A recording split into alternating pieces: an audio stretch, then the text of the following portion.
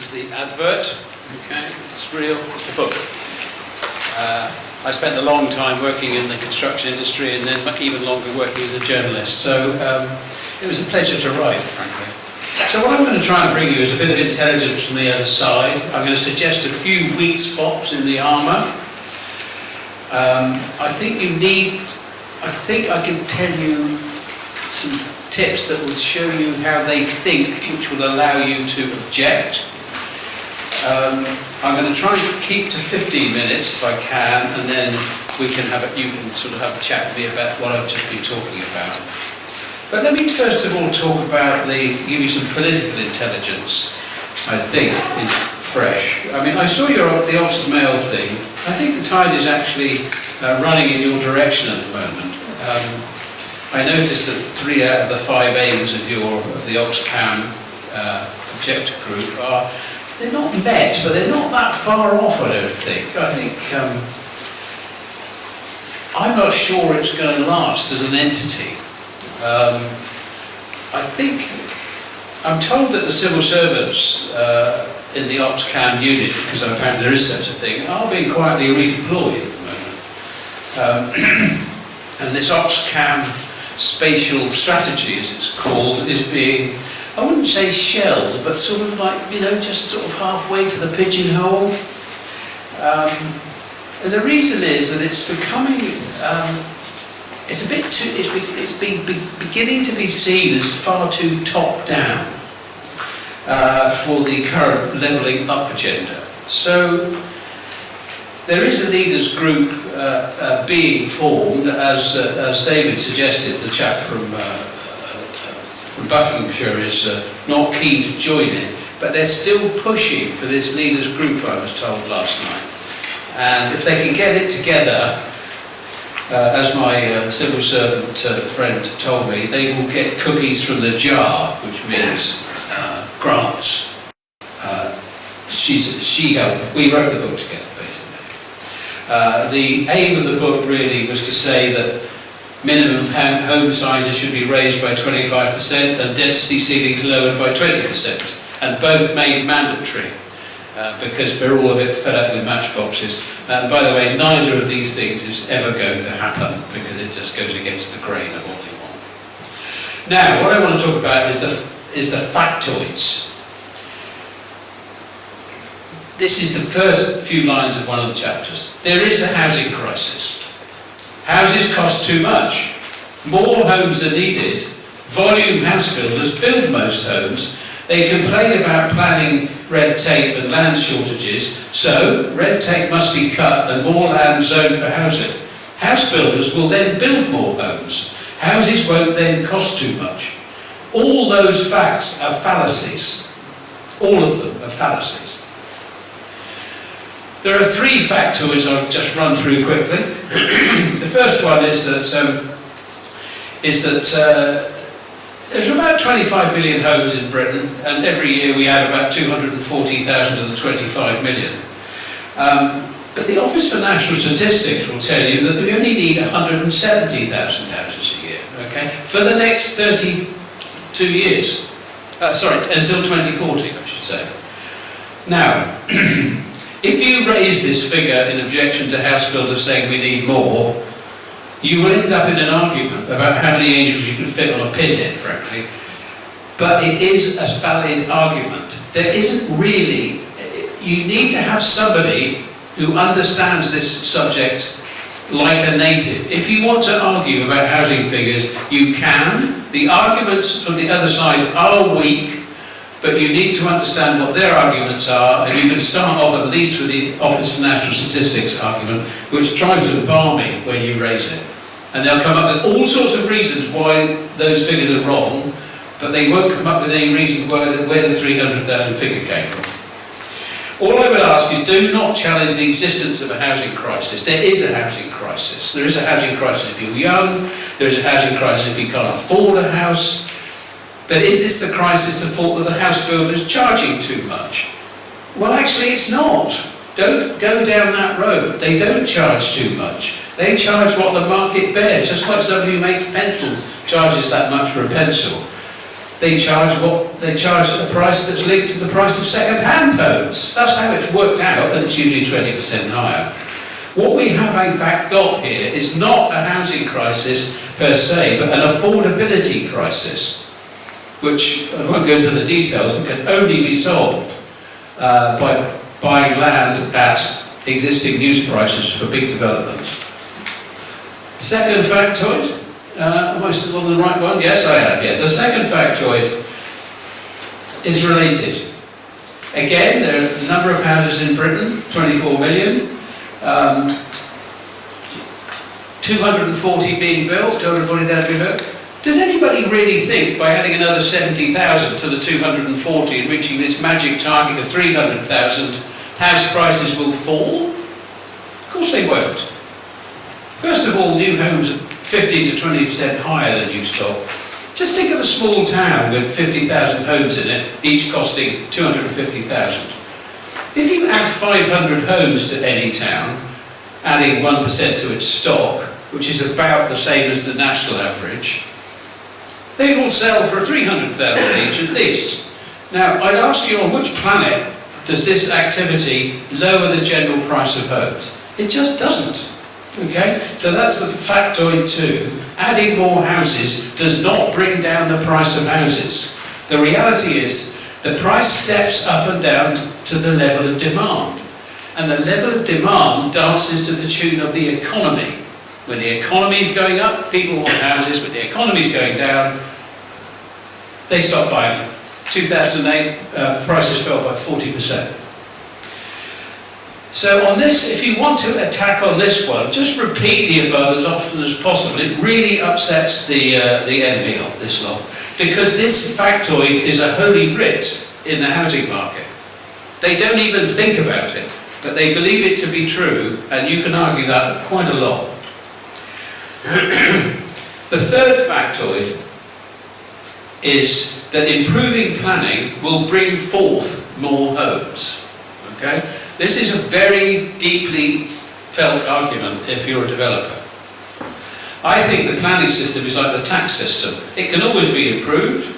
Improvements to increase the supply of land are fine, but what then gets built is an entirely separate matter to improving the planning system. Improving the planning system does not bring more houses. Don't be diverted in your arguments with developers about the planning system. It's a bloody nightmare to get into, it's a nightmare to argue about, and it has no real effect on the number of homes that are built. Now it's getting quite technical now, so we'll move on to this one. You don't have to take too much notice of it, but you have to remember the initial SPOW, S-P-O-W, sales per outlet per week. These are the rates at which volume house builders build houses. And it's based upon the most financially efficient use of management and capital to build houses. Okay? These SPOW rates control about 80% of all house builders' output. Okay? What you have to remember, this is like a valve, this SPOW thing. It's a valve at one end that they turn on and off. It all goes through the planning system, which is like a maze of pipework, if you like, which holds it up, slows it down, drives developers balmy, allows you to get involved. But the input from the SPOW valve is controlled by the house builders into the planning system. And also the outlet valve is controlled by the house builders, which is the SPOW outlet valve. Okay? You don't need to look at that thing very hard, but if you look at the SPOW thing on the end column, you'll see it's always 0.7 to 1 house per site per week. Now, why is that? Well, I've already tried to mention it's to do with the efficient use of capital and labour. These are, you know, we live in a capitalist society, and this is what they do. If sales prices rise, prices are notched up to slow down the number of completions. If the market slows, prices are kept static and discounts such as finishing touches and vouchers to buy furniture or upgrade the kitchen or more naked deposit contributions are given in order to keep the SPOW rate up. Okay? That's worth trying to understand, as it can be used, a very useful argument against house builders who say that the planning system stops the building. It doesn't really. Right, we're nearly there. We're just going on to the fourth slide. There's only one more after that, so don't worry, I think we're just about okay. These are what I would call barely understood facts. They're not factoids, they're just things that people don't understand. And when I say people don't understand, very many people on the development side do not understand them either. Okay? You will need somebody in your protest groups who has to try and understand what I'm about to say next, or they can, try the book. It's not easy, okay, this stuff, but the comfort I can bring you is very few planners or councillors understand it either. Okay? Now, as you can see at the top there, this comes from Barrett. Barrett gave me this because they were very helpful with the book. They wanted to be seen on site, and it gives you a feel for just how long it takes for a house builder from spotting a piece of land to selling a house off. Okay, it can be 6 or 9 years. Okay, that's why they need land banks about 5 or 6 years long. And if they're expanding their output, they need them to be even longer. It's a mathematical thing. So there are genuine reasons for house builders land banking for 5 or 6 years, okay?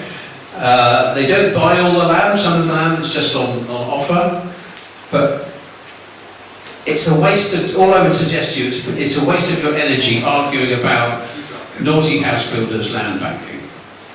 The big ones don't really.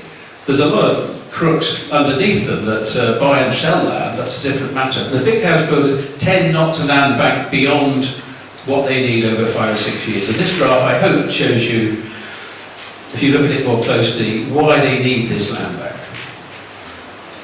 Right, the last slide.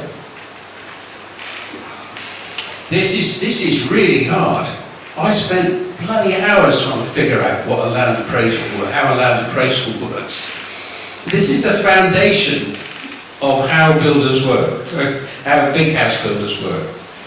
They're used to both buy land, so you work out how much you can afford to pay for it, and they also used with councils to negotiate on Section 106 and affordability.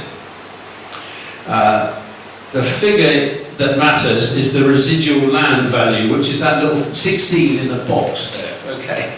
And above it, essentially, you've got how much are we going to get for all this lot once we've sold it? 425 million. And then underneath, you've got how much is it going to cost us to get there? Okay? But not just the cost, the profit's in there as well. Okay? And the profit margin they're allowed for these things is 20% for private and 6 or 7% for affordable. So when somebody says you that residual land value is 0, that doesn't mean to say they're not making a profit. It just means to say that they're making 0 more on the land. Okay? This is really, and all these figures, everyone moves, they all move. So the costs go up, the land value goes down, the income comes up, the residual land value goes up. So at one point they use it to buy the land. At the second point, they use it to negotiate with the council. Council says you've got to have more affordable. They produce another one of these that says, no, we can't because the land value's gone down. This is probably the most important thing to try and get your heads around. Have somebody who knows how this works to allow you to have more sophisticated arguments on local levels with house builders about Section 106s and things like that. Okay, final thing. I think this is an odd one actually, and it's just a personal point really. you should watch out for developers complaining about Section 106 agreements and the level of affordable homes, making land, making it unviable. Because after all, we live in a capitalist society. They are commercial enterprises who take commercial risks. It's their job to shoulder the risks when they buy the land. It's not their job, after having bought the land, to moan to the council about why it's now unviable. It's not the council's fault. Council's job is to try and get as much out of them as they can, and then and if it doesn't work, well, that's just tough nuts. The house builder risks the profit and risks the loss, I feel, when it comes to stuff like that.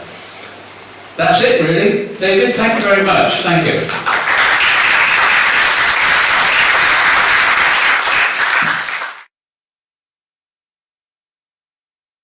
Thank you. Sue Roberts from South Oxfordshire and from Bioabundance. I think this 20% thing, I think that's written into the MPPF as a viability clause, that they are obliged to be allowed to have 20%. Yeah. So that's that, really. Yeah. And that gets me on to the whole problem with the law. So in South Oxfordshire, where we were forced to accept housing numbers that we didn't want, we wanted to withdraw our local plan, but Robert Jenrick forced us to push it through. We are now not able to meet those targets, and therefore falling subject to the 5-year housing land supply rule, and losing ancient woodland and losing AONB hand over fist, and it will go on and on and on because the law allows that. Yeah. We've just come down from COP26, and we've seen that as an absolute failure. We're now heading for a 2.4 degree world, but already we are in catastrophe, ecologically and climate-wise. And we actually met Roger Hallam, who is Insulate UK, and we now know that we have to take active action. And I think we should each be protecting our tiny little patches of ancient woodland and AONB, and literally sit in front of the bulldozers. We all pretend we're going to do that, but I do think we need to do that, because we need to shame those developers who are of us. They are us. They're going to have these catastrophic consequences as well. I think you're sort of out with my expertise, in your own expertise here now. I have got involved in a small way in what's going on in Kent, in one particular town, on their housing allocation thing. And my advice to the guy was, just ignore it for now. It's all going to change. All that is going to change. I think the tide is moving your way, and that I'm not sure whether you're allowed to disobey yet or not. You've got to watch it, because up in Warrington, for instance, some protesters lost a site up there after 30 years of going for it because the council hadn't done a housing plan. And as you know, there are things that happen to you bad if you don't. But I think the wind is moving, the wind is changing. And I said to the guys again, why don't you just sort of obfuscate for another 6 months and see how you go? I know that's not much of an answer, but that's, from where I'm standing, it seems to be a sort of a pragmatic way of looking at things. Alan, next. Hello, can you hear me? Yes. You mentioned at the beginning of your talk about how many houses do we need, and that the numbers are too high. And I'm just going to do a little bit of advertising here. This is a report by CPRE Devon called How Many Homes? And it was a full analysis, national analysis in July 2020, and it showed that the housing numbers that are being proposed are about 30% too high, very clearly. Now, unfortunately, this report is only published by CPRE Devon, and they're only doing it on paper. So if you want to get a copy of it, go to the CPRE Devon website and ask them for a copy, and they will charge you for it. But it is a very good report indeed. Well, I think that just demonstrates that down at, let 1,000 flowers bloom when it comes to questioning housing numbers, because they can and should be questioned much more closely than they are. The 300,000 figure, where did that come from? Yes, sorry, next. Wendy Blythe from Factory. Yeah. Oh, hi. Fascinating talk, Peter, and I'm definitely going to get your book and learn lots from it. What I wanted to pick you up on was just some insights, because you're obviously close to the heart of policy and planning, and you said it's beginning to be seen as far too top down, levelling up. So you said they're now going to be called, the bill's going to be called Regeneration Planning Bill. Now, I just wanted to ask you, I've noticed, so I've been going to various water resources east, regional planning meetings for water for the allocation of the East of England, which is most water stressed. Talking about setting up citizen groups that will be discussing all these water assessments. And also in Cambridge we've got a sort of thing where the university is working with business groups to set up what's called webs of resilience. These are community groups and university groups who are supposedly working for green initiatives. A lot of those people are very genuine in those groups, but there's also this is also about things like the levelling up. The growth is about levelling up, that it's about the wealth economy, this is about spreading the goodies, etc. Your point about, all these leaders wanting to get something from the cookies jar. So how do you think, strategically, bearing in mind that the argument, that people regroup, they take the argument a different aspect, how do we deal with this? I think, as I said right at the beginning, I think the tide is moving in your direction. I think, despite whether you like COP or not, it's had an influence. It's had an influence on, for instance, the chopping down of the tulip in the centre of London. There are now the interesting paragraph in that. I know it's not a house, but it's a ridiculous thing sticking up in the air. One of the arguments the planning inspector made was with the overuse of concrete. Unacceptable use of the world's resources. So you can now begin to argue on carbon emission grounds against development. So that's a slightly new thing. I know you could have bit, but it's strengthened a bit. I think the other thing is that you've got Gove in there, and he's just chucked all the other stuff in the bin. I mean, they were really far on with that. I mean, they've done the legalities and everything on his stuff. And Gove has come in, and I haven't seen him put a foot wrong yet. I've seen about 5 or 6 decisions, and I've gone, yeah, that's a good idea. And he's trying to sort out the cladding thing. He's told people they won't have to pay for their cladding, so he's trying to get rid of that argument. But as I said, he has allowed some houses up in Warrington as a warning to councils to get their act together. But I think, this was only on Monday night. If you've not heard about this new regeneration and planning bill, it's because nobody's heard about it until today, all right? It's new. You heard it here first. I may tweet it out a bit later on. That's not been in the papers yet, but not till next May. So all these things mean it's sort of going your way a bit, and I would ask you really, it's going to end up being less archy and more down at the ground level, and hopefully some of these things I've put in here will allow you to argue more forcefully against development at a local level. But at an arc level it's a bit difficult, but you can see it's beginning to fade. They know that over in the hotel. Please, we've got time for 3 more questions, but if you could keep them brief. Okay, I'll try. Richard Harding from CPRE Oxfordshire. Yeah. We've been campaigning, you mentioned briefly density right at the beginning. Yeah. We've been campaigning for higher density, more compact developments. And we're not, what is wrong with small terraces of housing? They will be cheaper, they'll be more inefficient, they'll be better for transport. I did have this argument with David earlier on. I think that those are utopian ideals. I think you've got to look at the fact that the people that buy houses, let's say it's a couple and they've either got children or are about to have children, they both work in different places. There's a chapter in the book, chapter 6 in the book is called The Ghosts in the Machine. All right? Now the ghosts in the housing machine are the people that actually have to live in them. And 90% of all discussion about housing leaves out the ghosts, the people that actually have to live in them.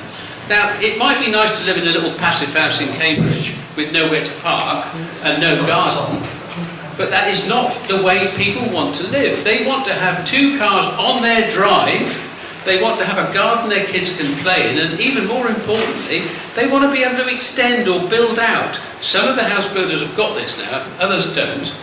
The impact of density, I'm surprised at the CPRE, frankly, for sticking with, let's make everything denser. Because it's not the way in which most people who buy new houses, they don't want a garden with 6-foot fences around it, half the size of this stage. I mean, my daughter lived in one for a while, and then there'd be arguments about the car parking outside. Everybody's got 2 cars, some people have got vans. So all I would ask you to do is read chapter 6, the ghosts in the machine. We have the last question, please, and then we need to wrap up the thing. Okay, thank you. It's Andrew Jones. I'm really just a local resident here. Your analysis there was very interesting. I mean, I've worked with this sector and the finances for various stages during my career, so I'm well aware of that sort of model. You didn't mention Help to Buy, which has really distorted the market and made it very much more profitable for house builders and forced prices up. But my main point, just to get your observation on, there was a lot of comment about what the overall housing need is in the country, but isn't the real issue that we may have the right number of houses, they may need to increase slightly, but actually the houses are in the wrong place, or more pertinently, the higher paid jobs are in the wrong place compared to the housing market, which brings me back to the Tories' levelling up agenda. Because this project, the Oxcam ARC, is certainly not levelling up. It's the exact opposite. Yeah. Well, that's why it's falling out of fashion slightly, I think. But I went round Alconbury with the developers of Alconbury a couple of months ago, and actually, it's a very clever model, the Alconbury model, the Welcome Trust model. If you're a developer, it's extremely clever and works. Okay, we won't go any further than that on it. But the only reason that the people who own Alconbury, which is the Welcome Trust now, stick to within 70 miles of London is because it's only within 70 miles of London that it's worthwhile developing. Above that, it becomes much harder to make money, and that's why the pressure is on the ARC and below. That's what it's about. And on the Help to Buy, there's a whole half a chapter on how much money they've made out of Help to Buy in the last 10 years. Huge amounts of money. Huge. Peter, thank you so much for coming.